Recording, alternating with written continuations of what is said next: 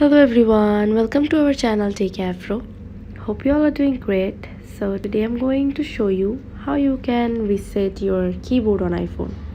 So for that you have to go to your settings and then from here go to general,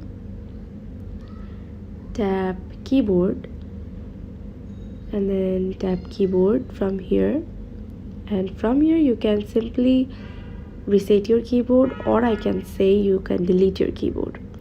So if you want to delete rhythmic keyboard, like I'm going to swipe left the keyboard to delete it like this, and I'm going to delete my emoji keyboard too. So swipe left the option, tap delete. This is how you can reset your keyboard. Like if you add new keyboard, you can add your new emoji keyboard or your new rhythmic keyboard or English, Bengali, whatever you want. So I'm going to add rhythmic keyboard, and then if you tap edit, then you can simply delete all your keyboard from here. Thanks for watching. Hope this video helps you. Don't forget to subscribe to our channel. Don't forget to hit the bell icon button. Bye bye.